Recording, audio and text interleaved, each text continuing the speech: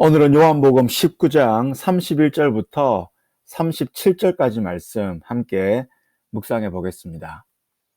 요한복음의 기록 목적을 요한복음 20장 31절에서 분명히 우리에게 말씀하고 있어요. 요한은 그냥 요한복음을 쓴 것이 아니라 분명한 기록 목적을 명시하고 있습니다. 31절입니다. 오직 이것을 기록함은 첫 번째죠. 너희로 예수께서 하나님의 아들 그리스도이심을 믿게 하려 함이요. 두 번째는 또 너희로 믿고 그 이름을 힘입어 예수 그리스도의 이름을 힘입어 생명을 얻게 하려 함이라고 되어 있습니다. 여러분, 요한복음의 기록 목적이 무엇입니까? 첫 번째는 믿게 하려는 것이죠. 그 두 번째는 생명을 얻게 하려 함이라고 말씀하고 있습니다. 오늘 본문도 마찬가지예요. 오늘 본문도 무언가를 믿게 하려고 사건을 기술하고 있습니다. 35절이죠.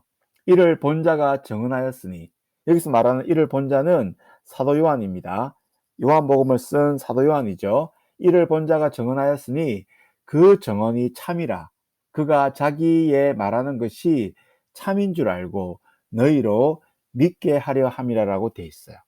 그러니까 사도 요한이 보고 쓴 이 글이 참이기 때문에 이 참인 것을 근거로 해서 믿게 하려 함이라라고 말씀합니다. 그렇다면 믿게 하려는 것이 무엇일까요? 31절입니다. 이날은 안식일 준비일이었습니다. 그러니까 금요일이죠. 안식일 준비일이라 유대인들은 그 안식일이 큰 날이므로 그 안식일에 시체들을 십자가에 두지 아니하려 하여 빌라도에게 그들의 다리를 꺾어 시체를 치워달라고 요구했습니다. 이 말씀의 배경 설명을 드리면 이렇습니다. 일반적으로는 십자가 죄인들을 오랫동안 십자가에 매달아 두었어요.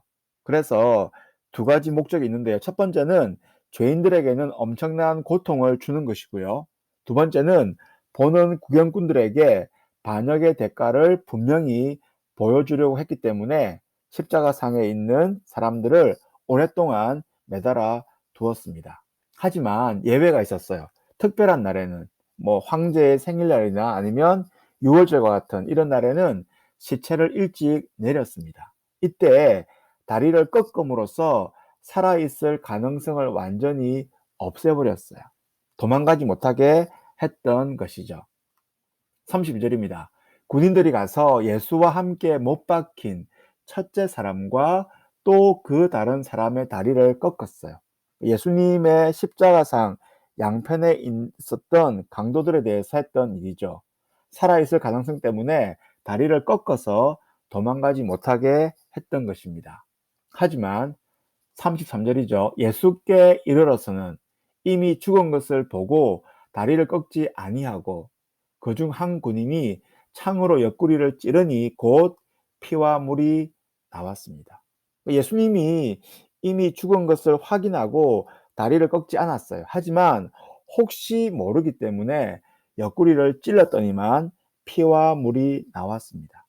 옆구리에서 피와 물이 나왔다는 것은 완전히 죽었다라는 증거라고 말합니다. 예수님의 죽음이 사실임을 사도 요한이 증언하고 있죠.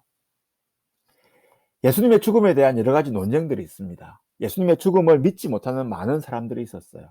죽지 않고 기절했다라는 설이 있고요. 그래서 죽지 않고 도망갔다라는 설을 유포하는 사람들이 있었습니다. 이를 통해서 예수님의 부활을 믿지 못하게 하려는 여러 가지 시도가 있었죠. 하지만 요한은 예수님의 죽음을 오늘 본문을 통해서 확인함으로써 예수님의 죽음과 그리고 이후의 부활을 명확히 보여주려고 하고 있어요. 이를 통해서 예수님이 하나님이심을, 살아계신 하나님이심을 믿게 하려 하고 있습니다.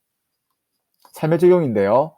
우리의 믿음의 근거가 무엇입니까? 그것은 바로 예수님의 십자가의 죽음과 부활입니다. 이것이 우리의 믿음의 근거예요.